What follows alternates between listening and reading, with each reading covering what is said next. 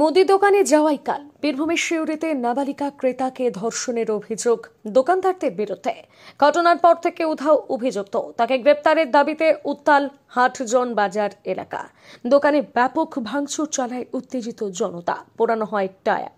অভিযুক্তের দাদাকে আটক করেছে পুলিশ। জানা গেছে, শিউরির হাটজন বাজারের বাসিন্দা ওই নাবালিকা। এলাকাতেই মুদিখানা দোকান। অভিযুক্ত প্রদীপ কীর্তনিয়ার। মঙ্গলবার রাতে প্রদীপের দোকানে গিয়েছিল বছর 11-র ওই নাবালিকা। সেই সময় দোকানে আরো অনেকে ছিলেন। প্রদীপের দোকানের উল্টো দিকে একটি বাড়ি রয়েছে। ওই বাড়ির মহিলার দাবি, তিনি দেখেন সব ক্রেতাদের জিনিস দিলেও নাবালিকাকে দীর্ঘক্ষণ দাঁড় করিয়ে রাখে প্রদীপ। এরপর দোকান ফাঁকা হতেই তাকে নিয়ে ভেতরে চলে যায়। দীর্ঘক্ষণ পরও ফেরেনি সে। এতে সন্দেহ হয় মহিলার। ফোনে প্রতিবেশীদের বিষয়টি জানান।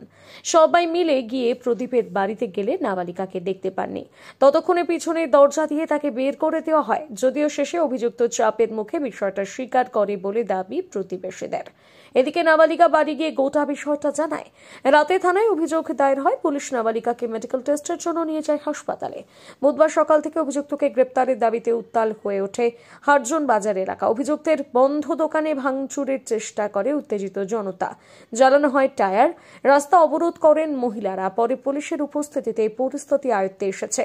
আটক করা হয়েছে অভিযুক্তের দাদাকে। স্থানীয় কাউন্সিলর পবিত্র দাস বলেন, পুলিশকে ব্যবস্থা করতে হবে।